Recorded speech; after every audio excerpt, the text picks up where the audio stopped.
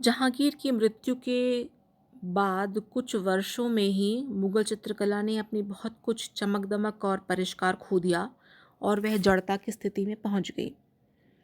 यद्यपि शाहजहां अपने खुर्रम काल में अधिक अच्छे लघु चित्रों में रुचि रखता था और चित्रित पांडुलिपियों को प्राथमिकता देता रहा, फिर भी वह मुख्यतः भवन निर्माण के प्रति ही उत्साहित नजर आता है। कट्टर मुसलमान होने के कारण औरंगजेब तो चित्रकला से इतना विमुख रहा कि लघु चित्रों की एक अत्यंत विकसित कला उसके शासनकाल में औंधे मुँह जा गिरी।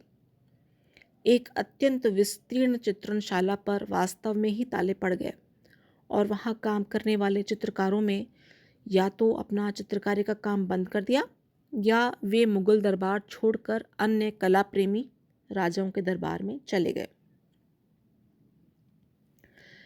अपने शासनकाल के आरंभिक कुछ वर्षों में शाहजहां ने चित्रकारों को यह आज़ादी दे रखी थी कि वे जहांगीर के शासनकाल के अंतिम दशक में जिस तरह काम कर रहे थे उसी तरह करते रहे। किंतु जैसे ही शाहजहां की रुचि अ, भवन निर्माण में लगी, वैसे ही उसका ध्यान चित्रकला से हटने लगा। लेकिन उसे अपनी दैवीय तस्वीरें बनवाना सदा ही प्रिय रहा। जैसे उसका गुणगान करते हुए देवदूत स्वर्ग से उसके ताज लेकर उतर रहे हैं, या उसके दीर्घ जीवन की या सर्व विजेता होने की कामना करते हुए देवदूत झंडा लटकाए हुए हैं। चाहे खड़े हुए, चाहे मयूर सिंहासन बैठे हुए, चाहे मनपसंद घोड़ी की सवारी करते हुए, सभी स्थितियों में जो उसके पोर्ट्रेट्स बनाए गए थे, उन सब में वह सर्वोत्तम वस्त्र और रत्न आभूषण धारण किए चित्रित किया गया है। इन चित्रों में उसके सर के पीछे एक प्रभापुंज भी शोभायमान है। एक ऐसा ही चित्र जो हमें मिला है जिसमें उसे असंख्य दरबारियों और अधिकारियों के बीच एक ऊंचे आसन पर बैठा दिखाया गया है। चित्रों की एक ऐसी कोटि, एक ऐसी कैटेगरी भी उपलब्ध है जिसमें उसने अपने पिता जहांगीर और अकबर दादा की संगति में चित्रित किया गया है। इन तीनों ही चित्रों में एक अत्यंत अलंकृत चंदौवे के नीचे वह सिंहासन रूढ़ है और अकबर हाथ में ताज लिए उसे शाहजहां को सौंप रहा है। आरंभिक वर्षों में कुछ चित्रित हस्तलिखित ग्रंथ तैयार किए गए, जिनमें अन्य ग्रंथों के अलावा बूस्तां, गुलिस्तां और वुश मा गोरबेट है। ये तीनों ग्रंथ क्रमशः ब्रिटिश म्यूजियम और सवाई मानसिंह द्वितीय संग्रहालय में उपलब्ध है। इन ग्रंथों के लघु चित्रों में जहांगीरी शैली, तकनीक और उनकी चित्त आकर्षक रंग योजना के मूल लक्षण दिखने में मिलते हैं। इनमें से अधिकांश लघु चित्रों में और एकल छवि चित्रों में यह विशेषता देखने में आती है कि गहराई और संपूर्ण दृश्य विधान प्रकट करने के लिए चित्रों की पृष्ठभूमि में दूर दिखाई देने वाला धुंधला नगर हल्के रंगों में चित्रित किया गया है। उबेद की विश्वकृति मुश व गोरबेट में चित्रों में पशु पक्षियों को लाड़ प्यार में पलते चित्रित किया गया है, जो अकबरी और जहांगीरी चित्रों की खासियत है। इसी प्रकार पृष्ठभूमि में धुंधले नगर दृश्य वाला चित्र विधान उन लघु चित्रों में भी देखने को मिलता है जिन्हें वार्तालाप चित्र कहा जाता है। यद्यपि जहांगीर को गोसाई चिदप और मुल्ला मीर जैसे साधु संतों की संगति में चित्रित किया गया है और रामपुर की रज़ा लाइब्रेरी में उपलब्ध दीवान हाफिज में इसी कृति के जेबी शायरों के मनोरंजन के दृश्यों और धार्मिक उपदेशों के अलग से चित्र लगे हैं, फिर भी शायरों के जमावड़े और उपदेशकों वाले चित्र बनाने की सामान्य परंपरा जहांगीर काल में अधिक लोकप्रिय नहीं थी। शायरों और धार्मिक विचार विमर्श वाले कुछ ही चित्र दारा शिकोह की एल्बम में भी संग्रहित है। बाद की कुछ कृतियों में युवा शहजादों और सुंदर युवतियों के कुछ उत्कृष्ट चित्र मिलते हैं। सामान्यतः पोर्ट्रेट बनाने की प्रथा शाहजहां के शासनकाल में से उसके पूर्ववर्तियों की अपेक्षा अधिक प्रचलन में थी। इसलिए उच्च पदस्थ अमीरों और दरबारियों के रस्मी पोर्ट्रेट और मोहम्मद नासिर समरकंदी द्वारा बनाए गए एक संगीतकार के रेखा चित्र जैसे कुछ अनेक नाजुक रेखा चित्र बनाए गए। सुंदर रेखांकन और मुलायम स्त्रियोचित स्पर्श ने अनेक लब्ध प्रतिष्ठित चित्रकारों और कला समीक्षकों का ध्यान अपनी ओर आकृष्ट किया। यद्यपि उसकी हार्दिक रुचि स्थापत्य कला में थी, फिर भी उसकी चित्रणशाला में शाहजहां जैसा विश्व विश्रुत हस्तलिखित ग्रंथ 1657 में तैयार हो गया था। इन चित्रों की विषय वस्तु की परिकल्पना बड़े पैमाने पर की गई, जिसमें मनुष्य और प्रकृति पर बहुत ध्यान दिया गया। पोर्ट्रेट्स बड़े प्यार भरी सावधानी से सजाए संवारे गए हैं। एक ऐसा सुविख्यात चित्र है जिसमें शाहजहां को सूफी नृत्य करते हुए दिखाया गया है। साथ ही में दरवेशों के साथ साथ हिंदू और मुसलमान उपदेशकों और संतों के सुसज्जित छवि चित्र अंकित हैं। इस समय दाराशिकों सभी धर्मों के और संतों के उपदेशों में गहरी रुचि ले रहा था।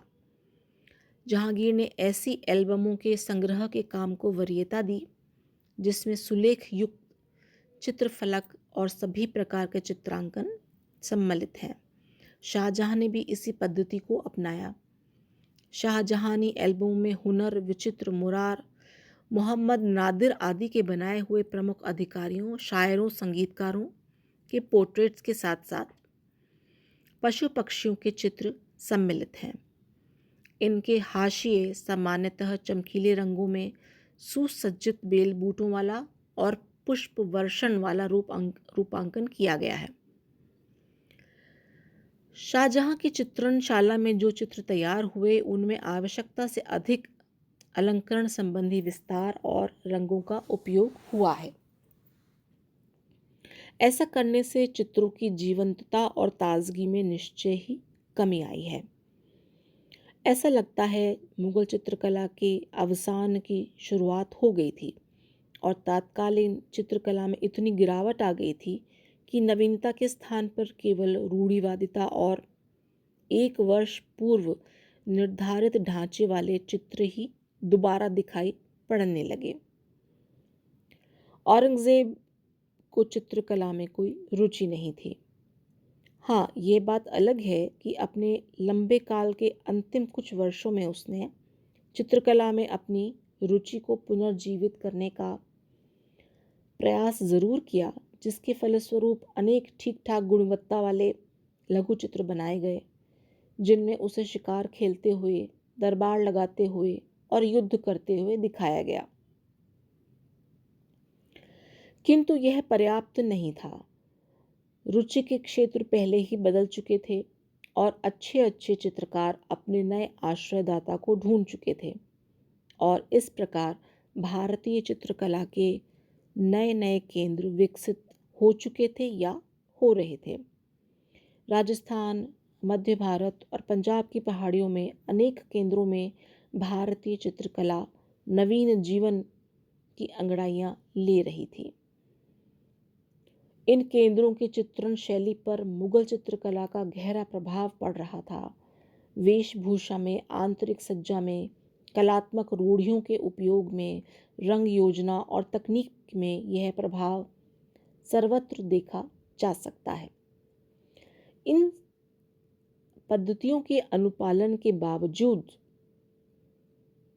जो चित्रकला शैली अनेक केंद्रों में पल्लवित हो रही थी, वे भिन्न परंपरा ही मानी जाएगी।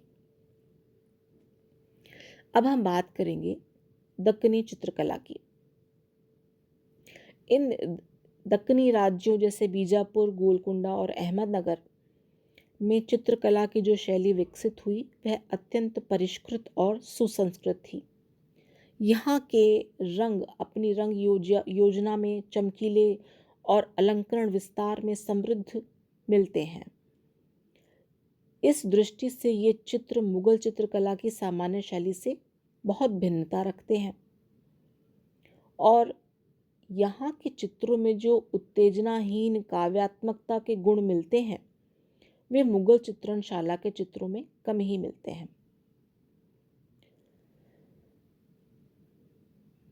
यह बताना बहुत मुश्किल है कि इन 3 केंद्रों में मुगल कालीन चित्रकला का प्रभाव कब और कैसे पड़ा। अब तक जिन प्राचीनतम दक्कनी चित्रों का पता लग पाया है वे भारतीय इतिहास संशोधक मंडल पुणे में उपलब्ध तारीफ हुसैन शाही की अपूर्ण पांडुलिपि के अंश हैं। इन चित्रों की रचना 1565 से 1569 के बीच की गई। नीले, सुनहरी, कासनी, गुलाबी, लाल और पीले रंग के विलक्षण पट्टिका में लंबी और राजसी महिलाएं रंगीन साड़ियां पहने चित्रित हैं। इनमें विचार और अभिव्यंजना का जो मिश्रण दिखाई पड़ता है वह इनको भारतीय कला के इतिहास में बेजोड़ बना देता है। 16वीं शताब्दी के अंतिम दशक में बीजापुर में राग और रागिनियों के कुछ उत्कृष्ट चित्र बनाए गए। एक चित्र हिंडोला राग का है जिसे सार्वकालिक संगीत विषयक सर्वोत्तम चित्रों में से एक माना जाता है। 10 चित्रों वाली एक और चित्रावली जिसे बीकानेर का राजा अनूप सिंह लाया था मुगल चित्रकला के प्रति अपना ऋण प्रकट करती है। 1570 की एक विश्व कोशीय कृति नुजूम उल उल्म में विभिन्न आकार वाले 876 चित्र सम्मिलित हैं जो संभवतः बीजापुर में ही तैयार किए गए थे। एक अन्य मनमोहक और शानदार चित्र अज्ञात महिला का है जिसे कुछ समीक्षक योगिनी कहते हैं तो कुछ उसे शीबा की रानी बताते हैं। यह भी बिना किसी संकोच के बीजापुर की रचना मानी जाती है क्योंकि इसमें पुष्प पादपों, सुनहरे आसमान और चित्र के प्रमुख पात्र को मूल्यवान वेशभूषा में दिखाया गया है।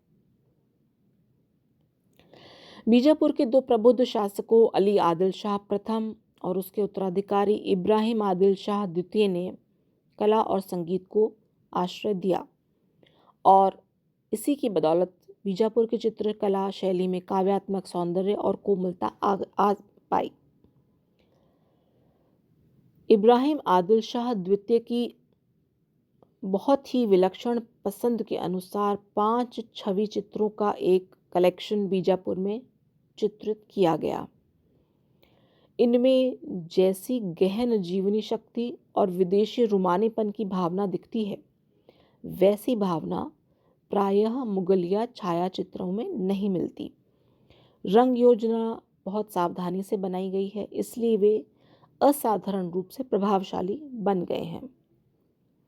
भारतीय संग्रहालय कलकत्ता में भी सुल्तान इब्राहिम आदिल शाह द्वितीय और उसके मंत्री का एक बहुत ही इंटरेस्टिंग पोर्ट्रेट है। यह चित्र भी इसी केंद्र की देन है। 17वीं शताब्दी के पूर्वार्ध में गोलकुंडा में भी दिलचस्प पोर्ट्रेट बनाए गए और कपड़े पर बनाए गए ये असाधारण चित्र बाहर भेजे गए। अब हम आते हैं शाही चित्रशाला की परिधि से बाहर के लघु चित्रों पर। इन चित्रों में मुगल रूढ़ियों के सरलीकृत रूपों और परंपराओं से प्राप्त भारतीय सिद्ध प्रयोगों के तत्वों का मिला जुला रूप दिखाई पड़ता है और इसका पूरा स्वरूप लोक शैली जैसा प्रतीक होता है, यानी जो बहुत ही सरल और सीधे सादे चित्र हैं। ये चित्र संभवतः लोक कलाकारों द्वारा बनाए गए हैं जो अपनी लोक शैली के चित्र बनाने के ही आदी थे, लेकिन जिन्होंने सामान्य जनता पोर्ट्रेट जैसी आवश्यकताओं की पूर्ति के लिए दरबारी चित्रकला शैली को अपना बना लिया था। इन लोक प्रचलित मुगल शैली के चित्रों की विषय वस्तु भी रागमाला चित्रावलियां तैयार करना और सामयिक विषयों के चित्र बनाना ही था। इस लोक प्रचलित शैली की कुछ प्रसिद्ध कृतियां हैं नल दमयंती कथा, माधवानल या रसिक प्रिया। अजीज खां कोका और अब्दुल रहीम खाना खाना जैसे दरबारियों ने अपने अपने पुस्तकालय और निजी चित्रणशालाएं स्थापित की थीं। जिन चित्रकारों को शाही चित्रणशालाओं में स्थान नहीं मिलता था, लेकिन जिनमें पर्याप्त कौशल और प्रतिभा होती थी, वो इन अमीरों के यहाँ चित्रकारी करते थे। खान खाना की चित्रणशाला में रज़्मनामा, रामायण, शाहनामा, जफरनामा और इसी तरह के अनेक हस्तलिखित ग्रंथ और चित्र तैयार किए गए थे। इसके अलावा जो राजस्थान के विभिन्न केंद्रों में चित्रकला का उद्भव और विकास हुआ, वह निश्चित रूप से बताने योग्य है। मोटे मोटे तौर पे 3 प्रकार के चित्र मिलते हैं: दरबारी, साहित्यिक और लोक कला संबंधी। इनमें देशी राजाओं के पोर्ट्रेट्स हैं, जिनमें वे कहीं खड़े हैं, कहीं दरबार कर रहे हैं, कहीं संगीत सुन रहे हैं, कहीं शिकार खेल रहे हैं। फिर पूर्णतः साहित्यिक कृतियां आ जाती हैं, जैसे सूरसागर, रसमंजरी, रसिक प्रिया, कृष्ण रुक्मण वेली, रागमाला। फिर आ जाते हैं धर्म से संबंधित ग्रंथ, जैसे रामायण, महाभारत, भागवत पुराण, भागवत गीता, कृष्ण लीला, देवी महात्म्य। तो इन सभी चित्रों में सामान्य, ग्रामीण और आदिवासी और लोक शैली के चित्र भी हमें, उनके दैनिक और धार्मिक जीवन के कुछ कुछ अंश हमें देखने को मिलते हैं। राजस्थानी चित्रकला को मेवाड़ शैली, आमेर जयपुर शैली, मारवाड़ और कोटा बूंदी शैलियों में विभाजित किया जा सकता है। बीकानेर, बूंदी, जोधपुर और आमेर की चित्रकला पर मेवाड़ शैली की चित्रकला के मुकाबले मुगल चित्रकारी का अधिक प्रभाव पड़ता है, क्योंकि वहाँ के शासकों और शाही मुगलों के बीच बहुत ही गहरे सांस्कृतिक और राजनीतिक संबंध थे।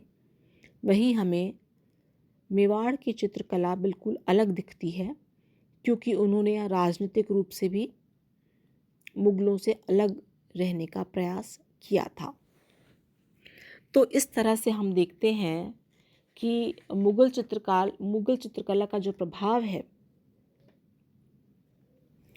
वे न सिर्फ मुगलों के काल में आगरा, दिल्ली तक सीमित रहा, बल्कि राजनीतिक रूप से जहाँ जहाँ मुगलों ने अपना प्रभाव स्थापित किया, राजस्थान हो चाहे दक्कन हो चाहे पहाड़ी इलाके हों, वहाँ वहाँ भी मुगल चित्रकला का प्रभाव हमें दिखा। एक अन्य प्रकार की चित्रकारी, जिसे हम पहाड़ी लघु चित्रकारी कह सकते हैं, उसका यहाँ पर वर्णन करना उचित रहेगा। तो यहाँ पर जो है अलग अलग राज्यों की स्थापना राजपूत योद्धाओं ने की थी, जो मैदानों से आए थे, और वही परंपराएं, सांस्कृतिक परंपराएं चली जो कि राजस्थान के राज्यों में होती थी। तो यहाँ पर भी अलग अलग तरह की कलमें यानी शैलियाँ, स्टाइल्स विकसित हुई, जिनमें ख़ास तौर से बसौली कलम और कांगड़ा कलम कहा जा सकता है। इन दोनों ही शैलियों में सभी तरह के प्रभाव हमें नज़र आते हैं। बसौली चित्रकला खुले प्राकृतिक दृश्यों का चित्रण करती है और आदिम रूप आकृतियों में प्रदर्शित की गई ऊर्जा और शक्ति जो है, वो बसौली शैली की मुख्य विशेषता है। इसके बाद आती है कांगड़ा शैली, जो पूर्व कांगड़ा शैली और उत्तर कांगड़ा और पश्चिम कांगड़ा शैली में विभाजित हो जाती है। कांगड़ा पूरे पहाड़ क्षेत्र की प्रमुख शैली थी। कांगड़ा कलम में कुछ मानक परंपराएं लक्षित होती हैं, जैसे कि स्त्रियों की नाक माथे के समानांतर चित्र की गई, आंखें लंबी पतली ठोड़ी उभरी हुई, बालों को काली पट्टी से चित्रित किया गया।